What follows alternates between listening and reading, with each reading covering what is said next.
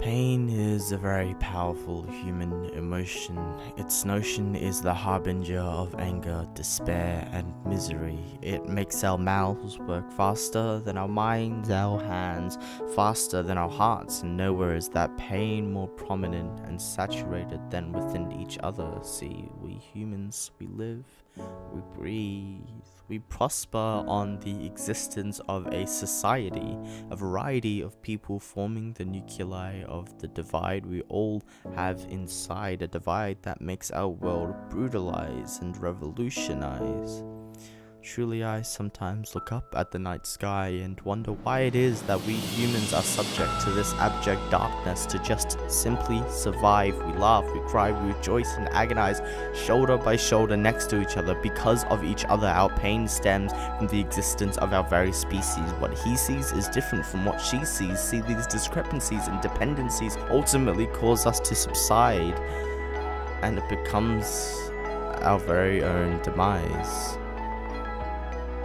Hello ladies and gentlemen, my name is Lafali, and welcome to our topic for today, an anime that encapsulates the experience of the human condition, Neon Genesis Evangelion. Please enjoy.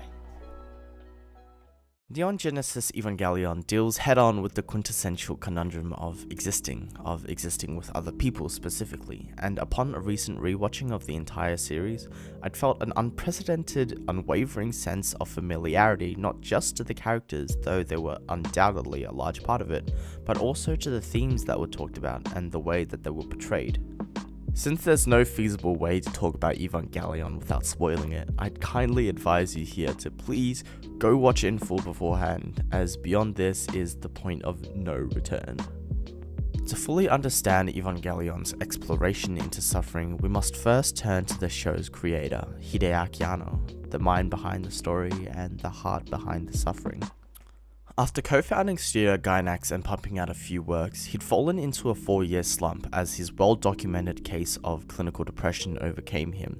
In a memoir he'd written prior to the premiere of Evangelion, he described himself as a broken man who could do nothing for 4 years, a man who ran away for 4 years, one who was simply not dead. Still, amidst his depressive episode, he decided to undergo production of Evangelion, writing the script episode by episode, word by word. He also said that he tried to include everything of himself in Evangelion, and it was the main reason why the show took a much darker turn than any other mecha show to come before it. Evangelion was written from a broken psyche, one of deep cynicism towards human existence, and because of that, it challenged ideologies and questions we've always had but could never bring ourselves to confront. Derived from the deepest parts of a human mind, it speaks to the deepest parts within its viewers, creating a familiarity that connects the viewers to the events of the show.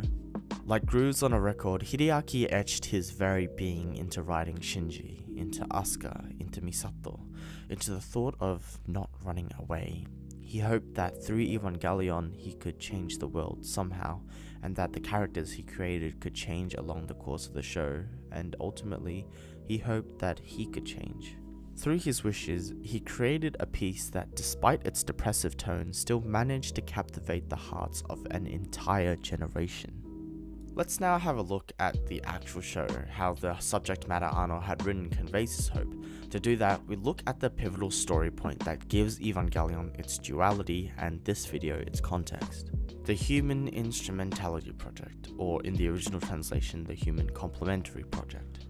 In Evangelion, every being has an AT field, literal walls that keep you as you and others as others, a physical manifestation of individuality. The Human Complementary Project aimed to homogenize the human race into one being by destroying those AT fields, causing us to meld together into a sea of LCL. By combining together, we'd create the perfect being by complementing the flaws within any individual with the strengths in others, like a puzzle, the notches being our personalities. This was Seeley's ultimate plan to relieve humans from their suffering. By encapsulating the species into one being, they would destroy the concept of identity and uniqueness. In a world where the boundaries between people are impossible to define, In a world where you can't tell where you start and where you end, there would be no more misunderstandings, no more disagreements, differences, no more wars, no more expectations. In that world, Donald Trump and Kim Jong-un would be the same being you, and your crush would share an existence. There would be no more need to explain yourself because everyone already understands. The human struggle will finally be over, and thus there would be no more sadness. But is that really so? Is an existence without pain one then of happiness? Is that even existing anymore? Is there even a point in existing in the first place? Do other people define us, or do we define ourselves? What is there left if there is no one else? Isn't this just the ultimate form of running away? These questions both challenge and support human existence. They are the questions that dispute the human complementary project and are the questions that Hideaki presents through Evangelion. Of course, however, these questions are entirely ambiguous, it being virtually impossible to come up with one answer that's correct for everyone. After all, everyone's their own person, and the answers to these questions are undeniably subjective. Do you see it? The nature of these questions loop back to the subject matter and in turn back to the questions themselves. It's an endless loop that's reminiscent of the struggle one must face when succumbing to melancholy, when one undergoes an existential crisis much like that of Hideaki's. Within every aspect of Evangelion is a piece of Hideaki, a piece of human screaming its way, piercing its way into the minds of its audience, resonating on a grim wavelength that forms an invisible bond with us.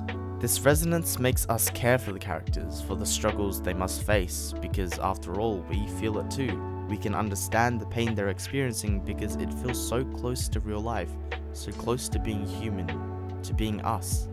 Neon Genesis Evangelion's carefully constructed connection with its viewer is why it gained such a worldwide following. It'd been ahead of its time in its commentary on mental illnesses, as at that time it was an often unspoken of tragedy, but by being there in an age where mental health wasn't as widely discussed and supported like it is now, it gave those who were suffering a gentle reminder that there were others out there suffering with them as well, others out there that understood their pain and that they weren't alone. And by giving this message with a sensitivity that didn't insult the mental state of the viewer, it managed to penetrate the viewer's psyche to its very core, coagulating the ambitiously written LCL into a form that reverberates intensely in its familiarity to the human struggle. Before I go though, I want to leave you with one last message, the message I personally derived from Evangelion's conclusion. Yes, of course. Pain exists within our lives, it's undeniable. It will always exist as long as there are other people in that life. But like darkness that cannot exist without the light to contrast it, sadness and happiness are on the opposite ends of the same seesaw that balances life.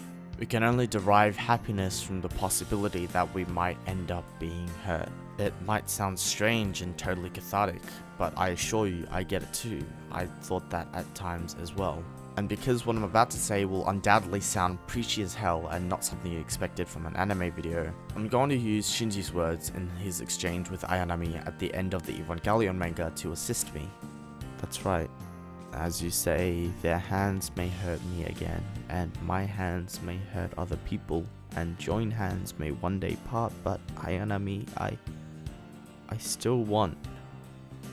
I want to hold your hand once more.